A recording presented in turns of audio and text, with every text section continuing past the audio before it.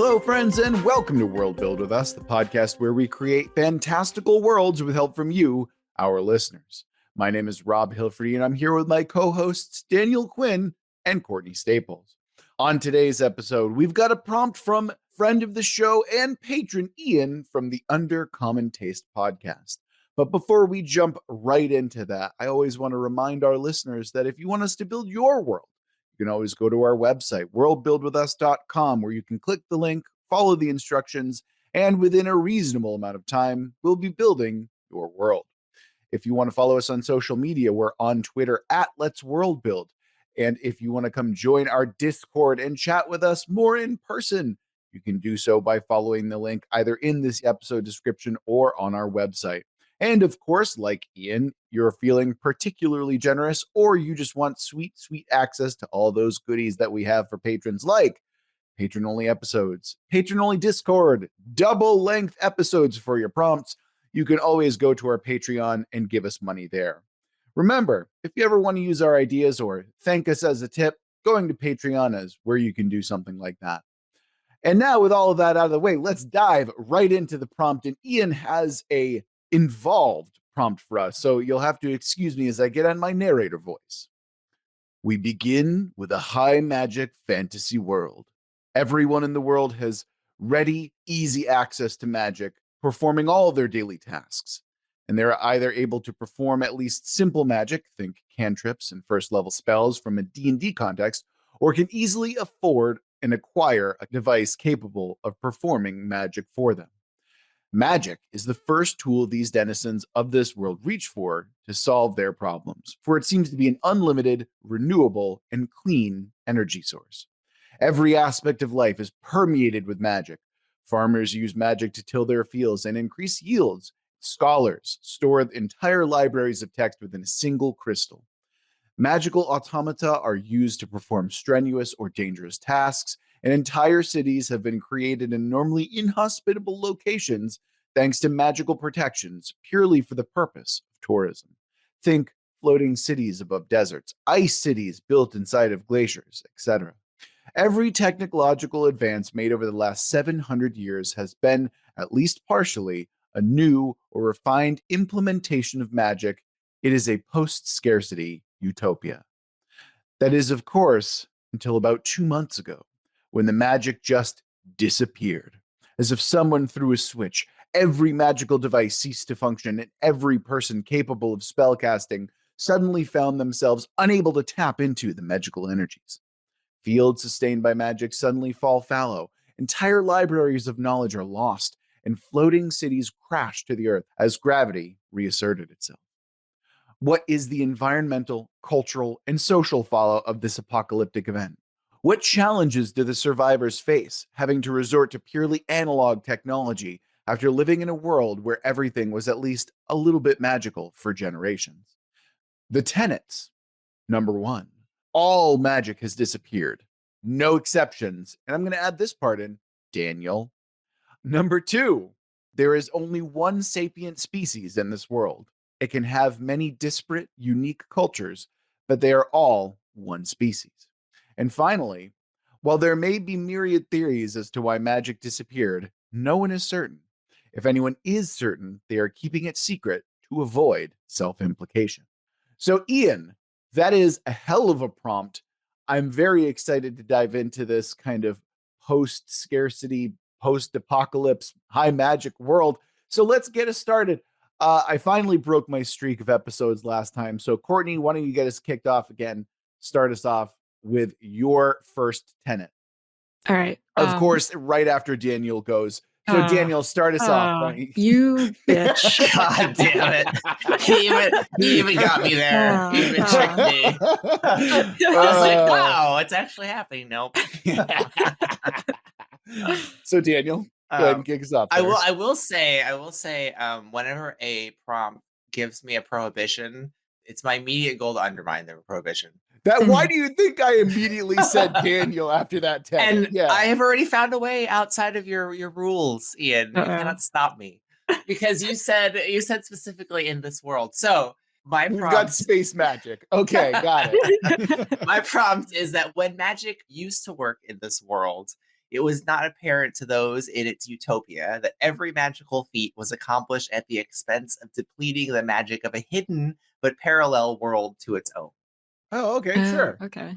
So it's not even as though magic still exists in this world. It just Yep. like kind of got drained back over to the other side or something like that. Something like essentially. that. So that Okay. way we got an out. Okay. We've also got like a city in the city by China Meeville type situation going on here as well. So that's interesting. In fact, I stole this from an anime. Dear God. Wow. Just What? let that rest for a minute. What Wow. anime, Daniel? From Full Metal Alchemist. Oh, wow. I mean, yeah, that's one of the ones that Daniel would watch. That's not surprising. Okay, cool. So this isn't even undermining the prompts necessarily. So I'm actually very excited about this, and I was expecting far worse. So I'm happy to hear this for sure. Yeah, it's almost like an hourglass situation where for, the past 700 plus years, it's been turned one way and then all of a sudden something flipped it the other way, except the sand immediately drained, I guess, Exactly. back to where it's from. Exactly. Great. And Courtney, why don't you get us started with your first tenet? What do you got for us? Okay. Yeah, I like the setting in this prompt a lot, but I also struggled with coming up with tenets for it. And I think that's because it was tough to separate this from what might happen in like a real world Oh, yeah. electromagnetic pulse type of apocalypse scenario. Because the way that magic is laid out in the prompt, it's effectively is like electricity in our world, and that it's like responsible for so much of how a lot of civilization functions. And if there was like a impossibly massive EMP or really strong solar flare that suddenly wiped out all electricity on Earth, that would be akin to what's being described in the prompt, except for the pre-apocalypse society being post-scarcity. But Start hoarding your insulin in this world, I guess, is what Courtney's trying to get at. Basically. What's that terrible book that you talk about? 1 minute after, one second after. Yeah, there we go. That book is garbage. Hell yeah. It's a fucking trash fire. Yeah, it's a side tangent. There's this book 1 second after that's for some reason very popular in prepper circles, even though it's like the protagonist isn't at all prepared for what happens, and basically it's an EMP and it's just like this bullshit power fantasy. It's Yeah, it's one of those things where it's like within the span of like a month, people have already resorted to baby cannibalism. Yeah. Which you would think, wow. Yeah, which you would think Courtney would be all about, but like it's poorly written. So. It's just really unrealistic in that. No, but it's like it not just baby cannibalism, but also Satan cannibalism. They're Satanists. You gotta right. that key. Forgot about that. I mean, that's the first thing I'm gonna do when we lose power because Hail Satan. Yeah, because who else am I gonna pray to? I don't have the internet anymore, so my life is effectively pointless. Oh yeah, sure, yeah. What'd you do? Honestly, Daniel, I feel like you out of the three of us would probably fare the worst in a post electricity apocalypse. I would give up. I'm like, I'm done. I'm done, guys. Remember in the zombie movie, what was it, 28 Days Later, when the parents kill themselves? I'm like, that's like me on day one. I'm like, I'm out. I'm out, guys. It's like 5 seconds before it happens, Daniel. Like, fuck this. Like, I just see what's about to happen. Yep.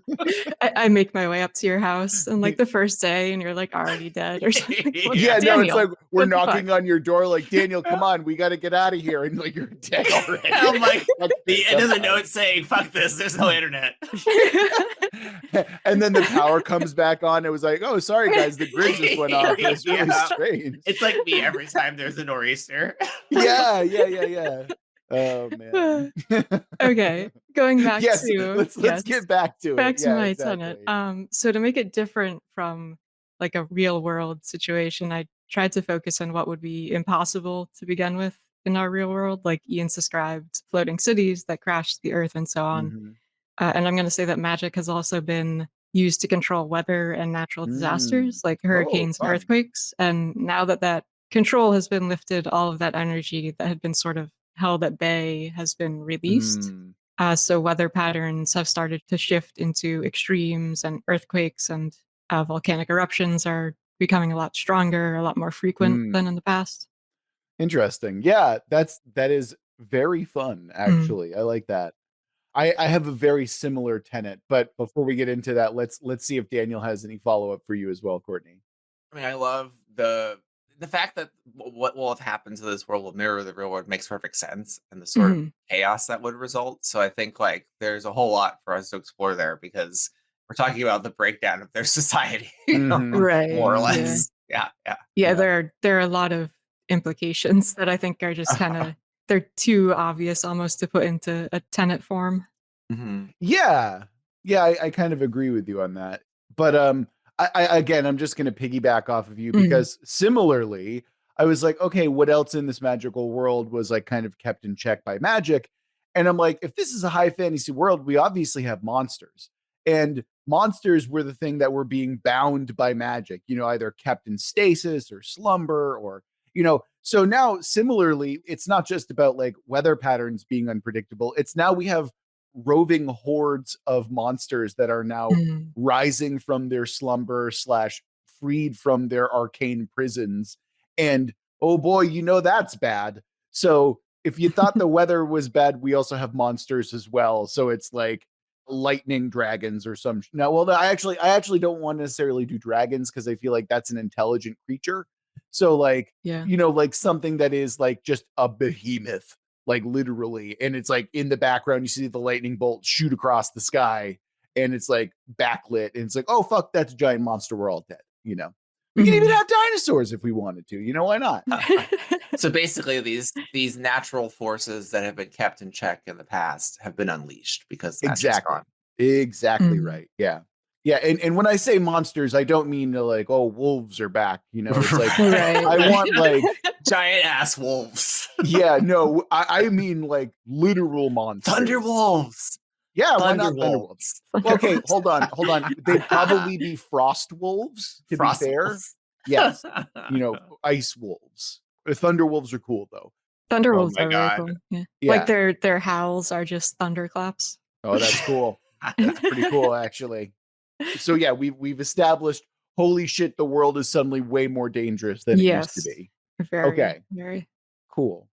Well, we're immediately back to Daniel. So Daniel, what do you got for us this time?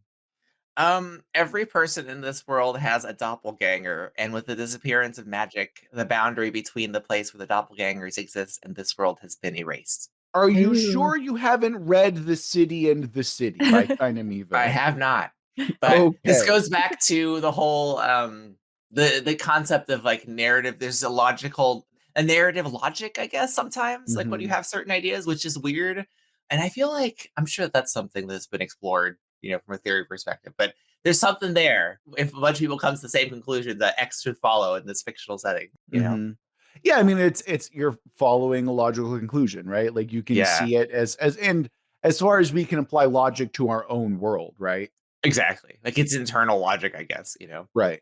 So Daniel, is this kind of like through a mirror darkly where we're like looking at alternate versions of ourselves? Because I imagine that if you're able to meet your doppelganger, this doppelganger is in a world that hadn't had magic until just recently, right? Yeah, exactly. And I don't know how we want to characterize them. Like in the first place we go typically with doppelgangers is like, oh, they're their alternate self that has like an opposite personality. That doesn't necessarily need to be true. Like I'm thinking or of just a goatee, like right. I'm thinking of the show that Courtney introduced me to that I fucking love. What was it called? The Leftovers, right? Leftovers, yeah. Yes. And so there were kind of doppelgangers in that setting too, not to ruin anything, but well, I kind of ruined everything. So but in that show, the doppelgangers aren't necessarily wait, were there doppelgangers? It's suggested, right, in the ending that could be a way to read what happened. They're not doppelgangers. I guess like their selves, the other versions of themselves are they let me back up. Spoilers. Well, I'm never watching this show now, I'll tell you that. The ones who disappeared end up living different lives. And so in a sense, they're like doppelgangers of the selves they could have been here. Oh, I see what you mean. You know what I mean? Like, so it's like, they're not necessarily like the evil versions. They're just like, they've had different lives. So if they came back, they may not even want to be in this world anymore. Yeah, I got you. So I'm thinking like the doppelgangers here, they might be a version of these people who have had different lives. Like you're saying, they don't have magic for all of their lives. And now they're in this realm, which again, doesn't have magic. Yeah. Although since they've lived all their lives without magic, they would be more self-sufficient in this world. You're right. They would have an and advantage. Maybe that's a boon. Yeah, because they have the knowledge of like how to survive without all of that stuff. They have the Except science. now they have magic. Oh, they have science too. Yeah, absolutely. They have the science because they don't have any magic either if they're in this world, which doesn't have magic. Yeah. I also like the idea that because they have technology, they'll actually run through the magic slower than the other society did. Because it's like at a certain point, they used was magic. And so this time they're like, oh, we have tandem technology and magic. So we can kind of maximize the energy efficiency of our magic usage here, Yeah, but Daniel was saying they don't have magic, right? Well, I imagine the world they lived in, their magic was being depleted, right? Because it was being used by this one. So that maybe some of the ones who have arrived here lived in a world where there was no magic at a certain point because it's been used by the other place. So what you're saying, Courtney, is that now that they're here, they've been equipped with the knowledge of having lived either in low magic or zero magic. Okay. So you're saying these doppelgangers have migrated over to this world? The boundary between their world and this one has vanished, so they're here. Oh, okay. So there's doppelgangers in this world. The other world is now entirely uninhabited. Is that what I'm hearing? I'm guessing. And maybe it's like separated off somehow because we want it to be where the magic is, Okay, so when we're talking about doppelgangers, let's also ask this question as well, right? What has crossed over? Is it everyone from that world? So now we have double the amount of people, but half the resources that are normally used to sustain. Do animals and do monsters roam over as well in terms of doppelgangers? Like, what are we looking at here in terms of logistics, just so we can kind of figure out how this is going to work? I'll start by saying, to keep in line with the tenant, it's only the sentient race that he mentions. Okay. And let's say it's not 100% of them. Okay. Do we want to just roll a die and see how? Yeah. Okay. Break out your D100, Daniel. Let's see what we got. Oh, man. Let me get this D100. I love using this thing. I know that. Why do you think I'm like, you know what? Let Daniel have his fun. Let Daniel have the D100 roll. Let me roll this near the mic. 85% I rolled. Holy shit. So is that 85% who came over, or is it 85% who stayed? What do we want?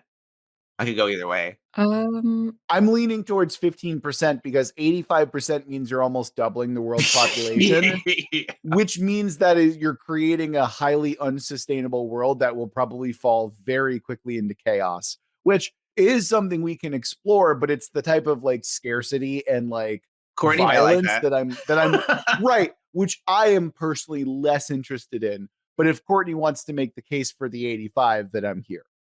I mean, the case for the 85 would be that like a lot of people are already going to be dying pretty much. But I do almost think. Are you sure about that, Courtney? We haven't gotten through our tenets yet. I mean, just based on the fact that like if electricity suddenly shut off for the entire world, there would be a lot of death and suffering. Unless you have something about immortality, but which is almost more horrifying to think about if there's like suddenly less resources. But anyway, I think I'm inclined to go with the 15 just so that this new group doesn't have a huge advantage over the existing denizens of the world. Since they're already coming in with technology, they're already coming in equipped to handle a world without magic.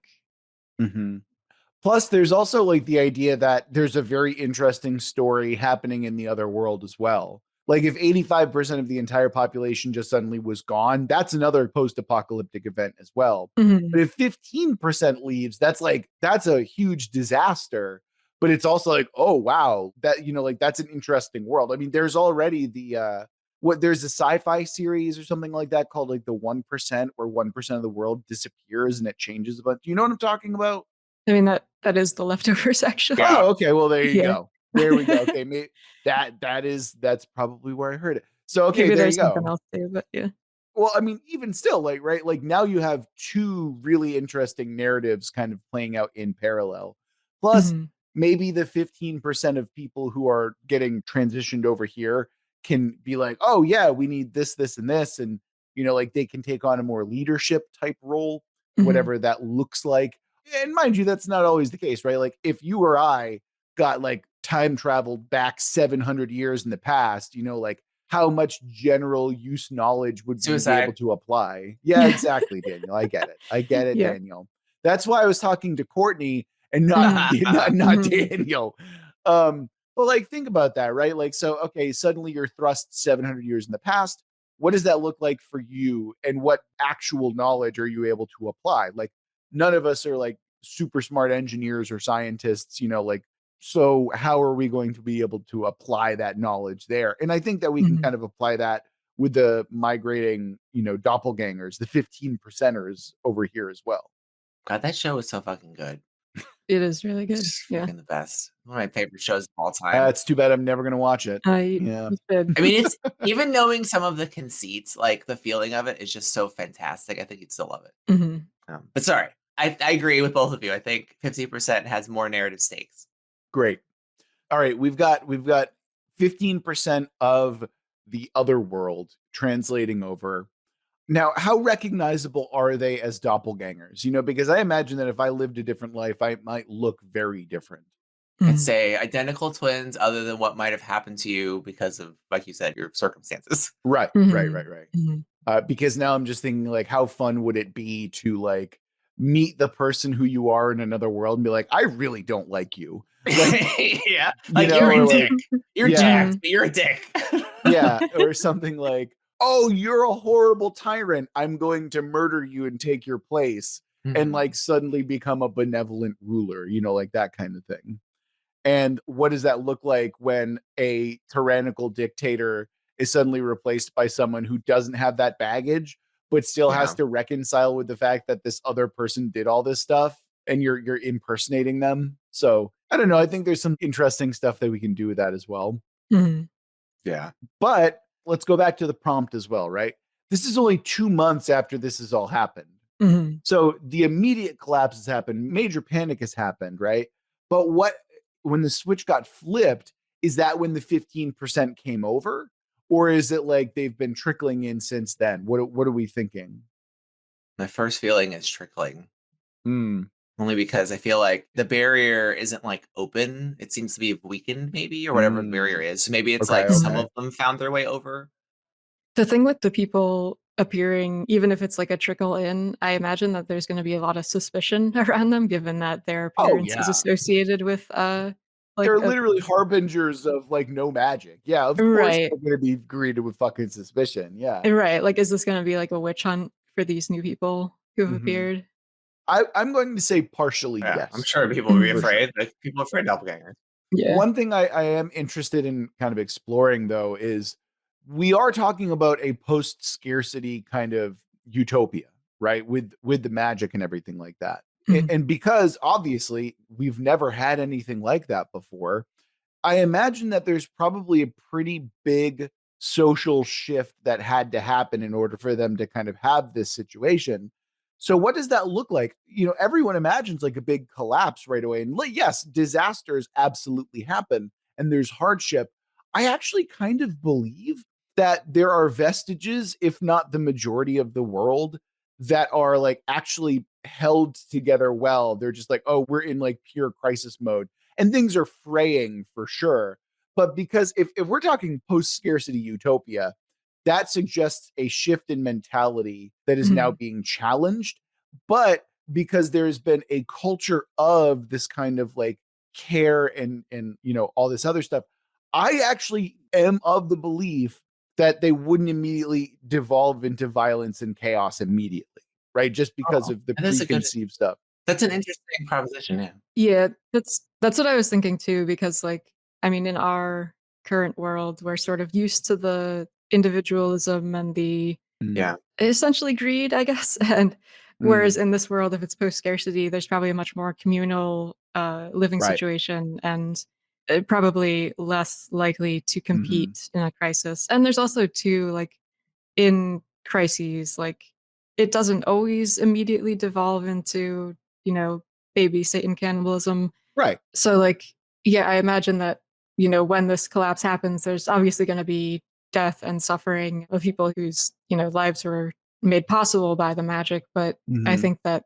yeah, there would be less of that individualistic selfishness, more of a, we need to get through this together sort of mindset.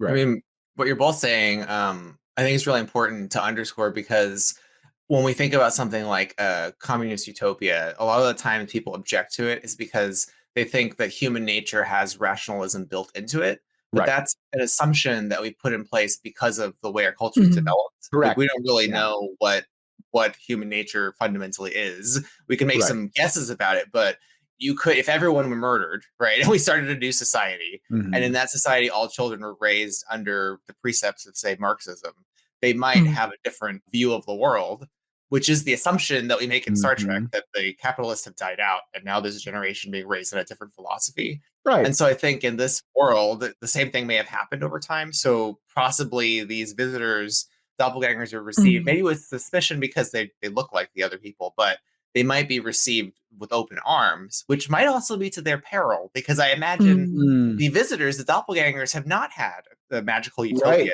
Yeah. Yeah. Actually, that's something that I was curious to explore as well. If they see these people as like deeply individualistic, I actually think that they would view that as antisocial behavior. Right. Because one Yeah, thing that yeah. really irks me about a lot of post-apocalyptic fantasy is like this idea that it's all about the rugged individual. Like there is this extremism to the individual, and it's not about like the community that is built within those societies, right? And I there is something deeply antisocial and deeply like kind of not wrong, but like I find it like, okay, yes, those people would exist, but we have those people now. They live off the grid and they're like rugged individualists. And it's like, yeah, okay, I'm sure there'd be that to an extent. But like the thing that I'm really interested about is that you have the stories of like the Davy Crockett's and like the people who are living off the land. But what's happening is like very quietly in the background, people are living together in societies and building farms and building homes and building villages.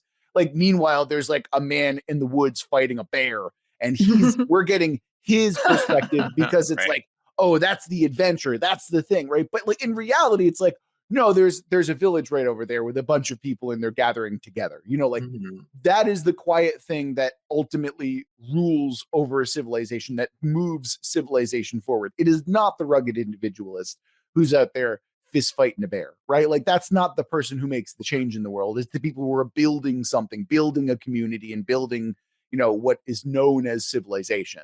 So bringing it back to the 15 percenters, like I would love to see how those 15 percenters come into it and how they're treated. And I imagine that that maybe that is where a big part of the conflict comes in, is where that rugged individual tries to take over a community-based kind of civilization or society. You know, like I think that'd be a really interesting way to see it, to approach it. Yeah, and to like also stem off of your point about the rugged individualists, it's not just like the doomsday prepper types who are living out in the woods punching bears, but it's also like the sort of psychopathic CEOs who do terrible things to get their company ahead. That it's the sort of behavior that is unfortunately really rewarded in our current society. Sure. That in like a more communal society, especially in like a smaller community group, those types of people would probably be exiled once you realize how dangerous they are to the overall fabric of society. Absolutely. And I think what would be kind of interesting is this kind of, maybe you have someone who is genuinely helpful and useful to a society that is suddenly like technology-less, right? You're like, oh, I have this technology, but that person is also just like a very bad person to have in your community, you know? So that's where some of the conflict can kind of arise. Like, what is the pros and cons of having this person around? Like, yes, we would advance technically, but is it worth it to dissolve our community in order to get that capability? You know, like these are all really interesting questions that we would have to like kind of approach. But again, I feel like that'd be a little bit more in the future, considering that we're only 2 months into this whole thing. Yeah, that's true. But it is interesting to keep in mind, right? Like as we move forward. Definitely. Yeah. All right. We're still on tenets, by the way. Holy shit. Where are we at? Daniel, you just did your second one, right? Yeah. So next, Yeah. Well, technically, yes, Courtney, but we don't have an order. But yeah, Courtney, go ahead. Go ahead. What do you got for us? What's your second tenet? So it was funny that you brought up dragons before in your first one, Rob, because my second one is that dragons had existed in this world up until 2 months ago.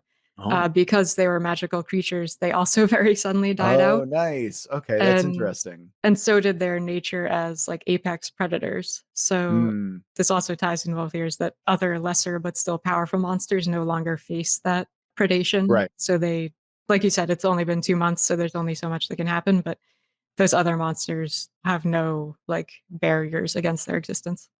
Very cool. Yeah, I can dig that. I also imagine, right, that if this is post-scarcity world, I imagine that the relationship that they had with the dragons is probably not necessarily antagonistic, right? Yeah, that's what I was thinking too. Especially because, I mean, in yours you talked about how the monsters have been sort of cordoned off away from Right. civilization. Or So even magically bound, or like, right. not but like used as like farm equipment, essentially, right? I mean, when you say apex predator, though, it makes me think that makes you think that they were competing for resources with the humans or whatever these sentient beings are. So I wonder if perhaps they had made a equilibrium with them, but that they aren't necessarily buddies.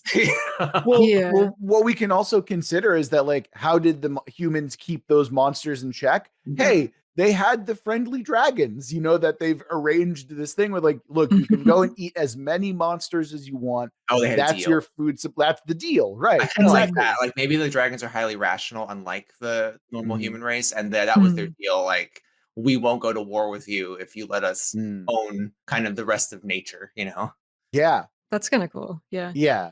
I'm cool with that. And technically it gets around the tenet that Ian sets out, where there's only one sapient race, by immediately killing them all. Yeah. So,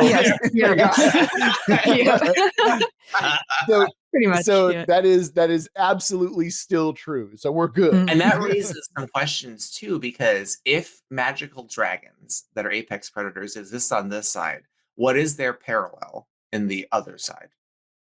King Kong monkeys, obviously, right? Like, it would have to be something deprived of sentience that now has sentience, right? Or that has deprived of power that now has power. Oh shit. Oh. Yeah, no, the idea that there is a race of monster that suddenly develops sentience, that is a really interesting and cool concept. Maybe that's why some of the doppelgangers are in Exodus. Oh yeah. From their world. Or what do you mean? So they were driven out by this thing, this newly awakened thing. Yeah, but the rise of this new intelligence in their side. Yeah. That was gone for a long time. Okay. What is the thing that gets awakened on the other side here? I don't know. I like the idea of there's so many possibilities right now. Right. It's got to be something equivalent, I guess, in threat to the dragon. Yeah. Some way, But it's suddenly imbued with like sentience and like intelligence. So does that mean that it has to be like a natural predator, or can we give like hyper magic and make like illithid equivalents or something like that instead? We can keep it simple and literally say they have dead dragons on their side that now are back. Like undead ones that have come back. Yeah, like now the ones that were dead because they were deprived of magic now have magic and come back to life, whether that's undead or whatever. Ooh, that's kind of cool. Or I mean, it could also just be like, hey, they were sleeping, or they were in like some kind of like a slumber, or what's it called? Hibernation. There you go. I think that's. I mean, I love me some lithids, but I think if it's simple, we don't have to like worry about another race. Right. We can use the same rules, Yeah. I mean, that's also like their souls are removed from their current bodies and get moved over to the other one, which is pretty crazy. Yeah.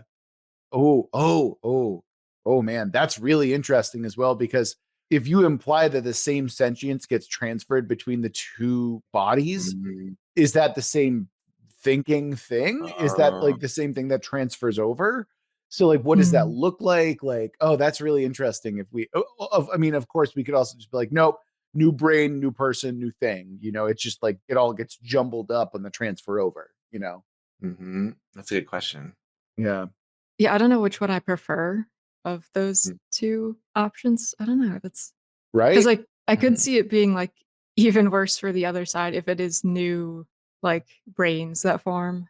Here's an idea that might sway you. If the dragons are essentially one entity that has moved from point A to point B, that would suggest that the two worlds were once one entity, and the doppelgangers are split into two halves. Doppelgangers are split of the two. Okay, that's kind of cool. That's cool. Yeah. I don't know why these humans have been divided, but it seems maybe that something different happened with the dragons. But I like there's something about the duality of that's interesting. Yeah. Does that mean then that like if it's the same minds that are being exchanged between these dragons over the course of however many thousands of years or whatever, does that mean like they have the knowledge that this cycle is going to continue to happen? I mean, I would guess so. If it's a cycle, like Yeah. I would want to fight against the cycle setup because I I feel like agree with we that. often go to that. Yeah, but it's Yeah. like Yeah. even if it happened once, that's fine. But I mean, like I think it would be interesting if now they have that knowledge because Oh, they had a deal, right? But they had a deal on that Right. side, not this side. Mhm. Well, Yeah. what I think might be really interesting as well is that maybe this is the first time this thing has happened in this Mhm. current setup. So the dragons are equally like confused by this sudden shift and change, Yeah. right? Oh yeah. And so, like we had a deal and now all of a sudden you're trying to hunt us, the deal's off and now shit's going down, Mhm. Mhm. And so like all of a sudden you have 15% of the world's population becoming dragon refugees and moving over to this new Yeah. world because the barriers, like there's that level of osmosis that's starting to like, oh, the worlds are starting to come together again. I mean, maybe there's no BKB on the other side because they had to rough it and there was technology and very little magic. They had to like fend off nature themselves. And so there's Right. not enough things for the apex predator to go after anymore. So the Yeah. dragons are like, Yeah. oh, we can't eat anything else, so we're gonna eat you. Yeah, that's good. It That's is cool. good. Yeah. Yeah, no, this is all very cool. So get fucked dragons, get out of here. See you later. Yeah. Though another interesting thing to note too is like if all the dragons on this side suddenly died, then that is a food source for people, like a very large food source. Well, that's kind of what I was thinking is that if these dragons are slumbering, then they have to have something that is either akin to hyper regeneration or they're effectively invulnerable to harm, right? Mhm. Because if the dragons on the other side are hibernating and then the bodies transfer over, then what are they just fucking dead? Right. Or like they're Gargoyles. just bones. Like, Disney right. gargoyles. Okay, sure. We can do something. Yeah. No, that's No, fine. that is cool. Yeah. Yeah. I'm okay Yeah. with that. Like if in their hibernation they transfer over to some kind of invulnerable state, like I'm okay with that. I do like the image of them suddenly transforming into like stone Yeah. gargoyles. That is cool. Now you have giant cool dragon statues all over the place, right? Like, Yeah. Yeah. Man, I feel like this could already be it's pretty good fantasy setting. I think this will work Oh, well yeah. as a novel, honestly. Mhm. Mhm. Yeah, I think so too. Sure. I mean, you're doing like a sci-fi fantasy switch basically, or a Yeah. fantasy world with a sci-fi conceit, right? Yeah, Like there's lots of ways in too. I mean, we haven't Yeah. gotten to that part of the prompting work, but there's Mhm. lots of ways in, I think, to the story. Yeah. All right. Are we good to switch over to our recap? Or you haven't done your last tenant, right? Yeah. Oh shit. So okay, so for my final tenet, we've built this robust world, right? What I am really interested, the thing that Ian said that every technological advance made over the last 700 years have been at least partially new or refined implementation of magic, right? So that Mhm. means that their technology, their current analog non-magical technology is 700 years old, right? Mhm. Yeah. So I'm suggesting that their regular non-magical technology has entirely stopped advancing as of 700 years ago. Mhm. And like I know that that's basically what Ian said, but I'm going to like be really hard on that fact. I want to emphasize that there is no non-magical tech that is newer than 700 years old. So that makes sense. Mhm. Yeah. yes. I mean, and it also feeds in because like our travelers will probably go like, wow, this is a fucking like XYZ bot. We haven't we improved on that like 700 years ago. Right. Yeah. No, it's an interesting thing to emphasize too, because like I don't know if you take the current world and go back 700 years, like Mhm. there would be a lot that's missing, but like Right. we wouldn't be starting from like Zero. nothing. Yeah, exactly. Right. Like if we go back to 1300s, like holy Mhm. shit, that is an Yeah. entirely different, that's a different planet that we're living on at Yeah. that point. Like that's pre-golden age of sail. Mhm. Plus, I would also imagine as well that like, yes, it would be 700 years back, but there are certain scientific principles and certain knowledge that we would have that Right. would Yeah. still like Yeah. carry over. So it's like we'd be able to like speed run the tech tree a little bit, kind of like that anime Dr. Stone, where it's like, okay, it's not magical based, but I can figure out a real world kind of way to figure out how to make this work, like or a science based way to make this work. So, again, we're only 2 months into this thing. So Mhm. eventually it will get to that point. But as of right now, holy shit, y'all, we're like way back in the Stone Age, basically. Well, things we have to think about too. Stone Age, post Stone Age, but you know what I mean. Sorry. Things I have to think about too, along the same lines. Like there are probably like machines and other inventions that they know how to use by virtue of the magic helping them use it. And these machines are unattended, lack the magic. Maybe they need a different energy source, and it will require someone who understands, like you said, the scientific principles that underlie how this was built, which no one in the magical society knows because they don't care. They never bother to learn it. Right. Like that perhaps the people from the other side, they understand those principles because their advanced technology was based on those principles too. Right. So they can, like you say, get them up to speed. They can look at this machine and go, okay, well, it needs a transformer or it needs electricity. Where else can we get electricity from before you got it from your spells? But we can turn this back on. Well, we just got it from the lightning elementals, Right. So they're like, okay, well, how do we make this work? Well, there's this equation or there's this process, I don't know science either, that we would use, right, to make this work. And so they can be very helpful. But at the same time, these people living in the post-scarcity magical society are almost like children in a way, naive. And they are ripe to be manipulated, not only because of their lack of knowledge, but also because of their mindset. Have either of you seen a child walk up to a TV that isn't a touchscreen and try and use it like it's a touchscreen? I imagine that, but magnified and amplified across the world, where it's like, turn on screen, and it's like, what are you trying to do here? Turn on dress myself, or something like that. Or it's like, oh, how am I going to clean my clothes when I don't have the prestidigitation spell? It's like all of a sudden, like every like minor inconvenience, like this is some bullshit, you guys. I don't know. I don't know how to tie my shoes. I keep tripping all over the place. Right. Oh my God. It's like amplified to a magnitude that is almost comical until it's like a week into it's like, you guys, we've really got to figure this shit out. It's becoming a problem, Yeah. I shit myself. I don't know how to clean myself. We're just so used to magicking away our poop like in Harry Potter. Yeah. Gun, kill myself. Robot, kill myself. It's not working.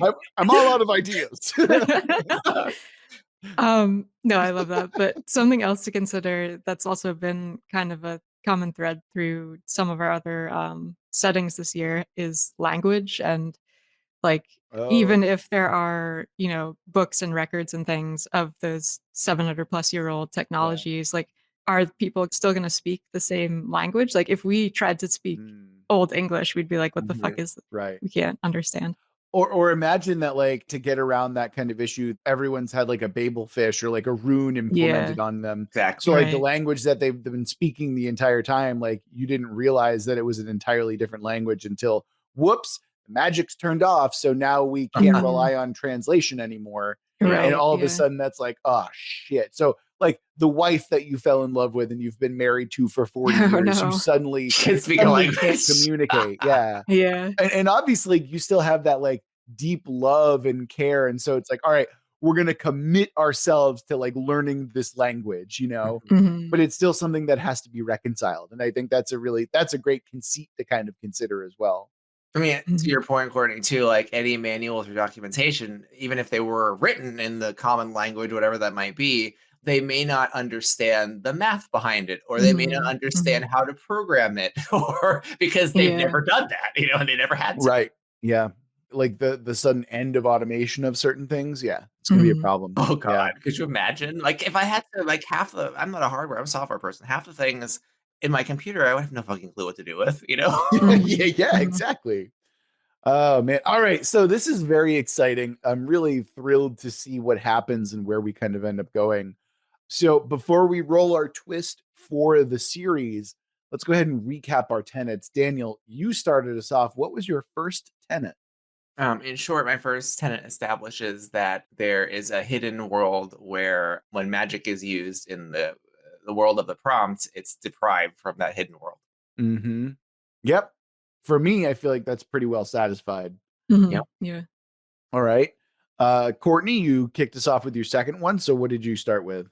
That was that whether natural disasters have been controlled by magic. Right. And now that that's been lifted, all that energy has been released more or less, and weather patterns are starting to shift into more extreme stuff. And natural disasters are becoming much more frequent and stronger, which we haven't really talked about. Yeah, I was going to say, like, we haven't talked about that at all. Yeah. We need to explore that. I feel like too. I wonder to what extent. I think the people moving from the other side could help them with that because they've probably lived under extreme climate change conditions and they've learned to control it, not through necessarily through science, but in through through science, like agricultural ways and different ways of living with the land instead of like trying to change the land, they lived with it. So maybe that's what they can teach the people of the side, you know. Like the signs to look for when there's going to be some mega storm coming or stuff like that. Basic stuff that they never thought about. Right. Never had to think about. Yeah. Or it's like, I mean, if we're thinking about how magic might work in this world, like it might be down to, and this might tie into how my first tenet works, in that they might have bound the weather itself to elementals. So it's like, oh, there's a tornado coming, get our air elemental to go ahead and quell that down, you know? So our tenets could be tied, and it's like all of a sudden, like, oh no, the elementals do what they want.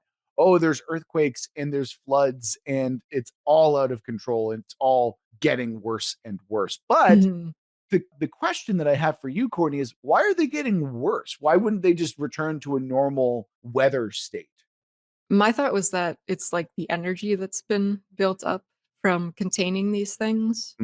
And also like maybe in this world, the norm is seen as extreme because they've been able to, you know, push aside extreme flooding, or they've been able to like block tsunamis and stuff like that. And now that stuff is back, it's like, again, like that almost childlike mindset of like, wait, this is different. This is bad. This is not good. We are not used to this at all. Okay, so it's more like there has been a dam of magic holding this kind of weather back. Yeah. And it's like things will probably even out eventually, but as of right now, it's like in that year in Boston where we got a blizzard every week for a month and a half. You remember that? Oh yeah, it's sure it's basically that, right? Like that's what they're currently experiencing, where all of this bad weather is hitting them all at once, which, and like I said, it will even out eventually and they will eventually get to it. But it's like, yeah, their shit is getting rocked right now. And that makes sense to me. Yeah. As one of my favorite people once said in one of my favorite movies, nature finds a way. That sounds like a really handsome man who said that. He was quite handsome, I think. Yeah. He still is. I think still is. I was going to say, still very much is. Very handsome. Very stylish. Also that still plays in the jazz trio every Sunday. He does? Oh my God. Oh yeah. Yeah. He was on a D&D show for a while. Yeah. Was he? Was. Yeah. I forget which one. But he was. Interesting. Cool. All right. So yeah, my first tenet was monsters that had previously been bound or held in check by magic have suddenly, you know, roamed free and are starting to become a problem. The dragon conceit that we kind of talked about helps explain that. And I feel like we should probably talk a little bit more about what kind of monsters that are getting loose and getting all over the place. But I feel like that's something I'm okay bringing into next episode.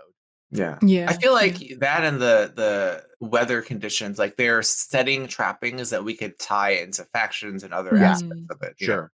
Definitely. Yeah. All right. So Daniel, bring us back your second tenet. Go ahead. So this is that every person has a doppelganger in the hidden world, the other world, and that they're starting to trickle through. Okay. And I feel like we've made that pretty, I mean, we had a whole ass conversation about that. Yeah. So I'm satisfied with that. So Courtney, your second tenet, dragons. That dragons had existed.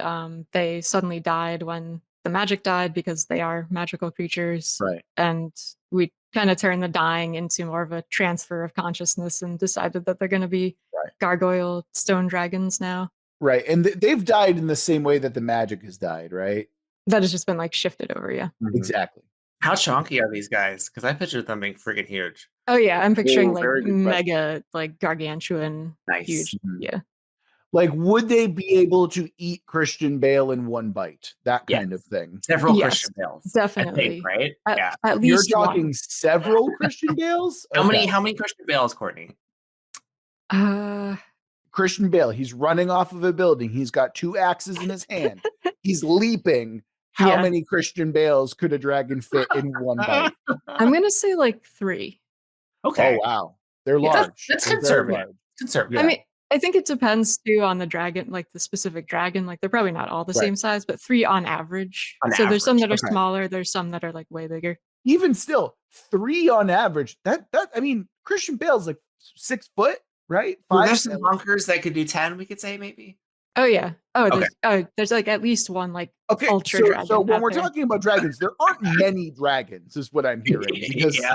Yeah, I think they're Okay. pretty limited. I mean, given how fucking huge they are, they have to eat a lot to survive. So. Daniel, do me a favor, roll your D100 again, Yes. for me, please. Is this how many Christian Bales? No, that's how many dragons there's going to be. Watch there are like 2.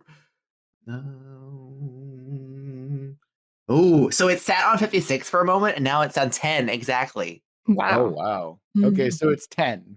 So there are 10 dragons, which actually really impressive, not going to lie. They gotta be murder machines. They're probably fucking murder Yeah, machines. holy shit. Yep. So now I'm And- thinking that 3 is like the smallest size of Christian Bale eating. Yeah. That's like the minimum Yikes. that they can. Minimum- Yeah. That's the baby size. That's like the diminutive ones.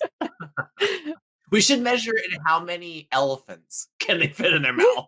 No, God. Christian Bale's a good measurement. I prefer Christian Bale measurement. I do like that as a unit of measurement. What's the ratio Yes. of Christian Bale's to an elephant? So I can thereby make like, No, get out of here. You Like, keep I can elephants out of this. I can No. make squares of like Christian Bale squared. So Are we talking African elephant, Indian elephant? Like what's the African elephant. for sure. woolly mammoth, Courtney. Oh my god.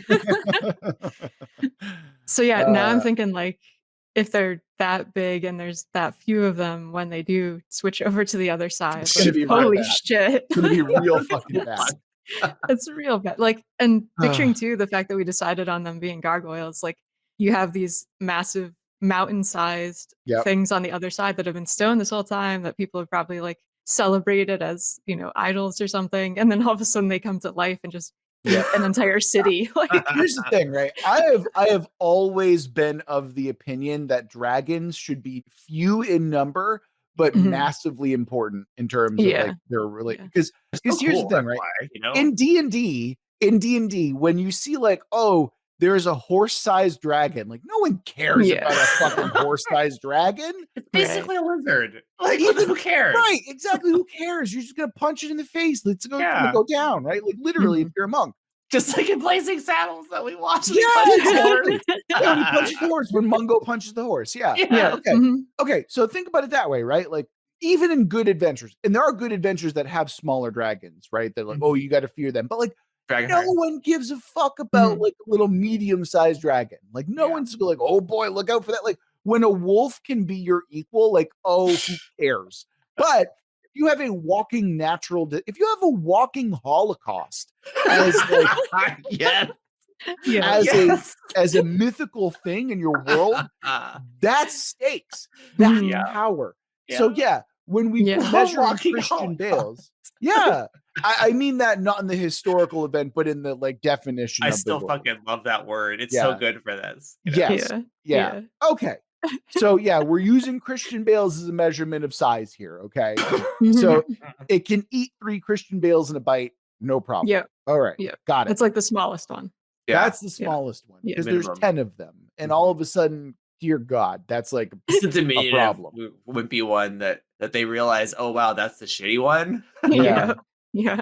it's like the literal Virgin Chad meme. Like that's basically what we're looking at, right? Yes. Yeah. Okay.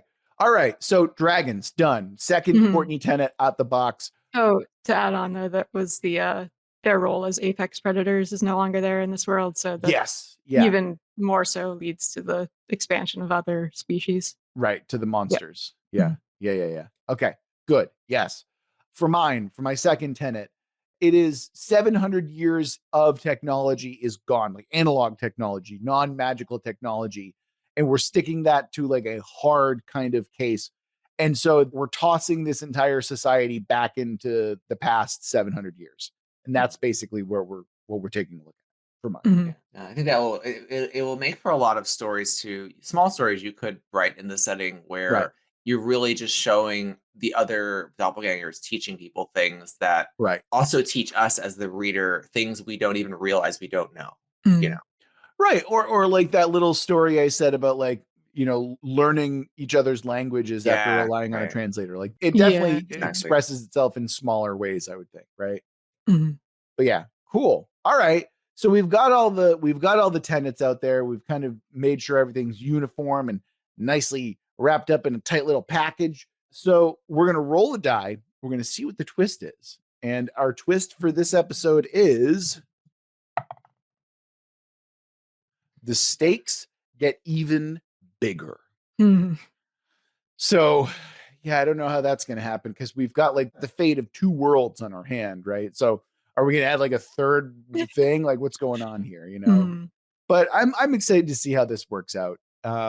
Cool. Yeah. All right. So, a big thank you again to Ian from the Undercommon Taste podcast and one of our beloved patrons for submitting this prompt. Really fun time, Ian. Thank you so much. Remember that if you want us to build your world, you can always go to our website, worldbuildwithus.com, click the link, follow the instructions, and within a reasonable amount of time, we'll be building your world. If you want to follow us on social media, we're on Twitter at Let's World Build. If you want to come join our Discord and chat about the post-apocalypse or dragons or how many Christian Bales you are in terms of size and volume, by all means, go ahead and click the link and follow that and come chat with us. And of course, if you, like Ian, are feeling particularly generous, you can always go to our Patreon where you can get access to double-length episodes if you submit a prompt. Patron-only episodes like the Aphid Lounge. We just came out with one Mr. C.R. Rowanson that is quite gross, but still very exciting. And there's all sorts of other goodies. So go ahead and check us out on Patreon. You can go ahead and see what the deal is over there. With all that out the way, hey, this has been another episode of World Build with us. Remember that we love you very much, and we're going to get through this together. Until next week.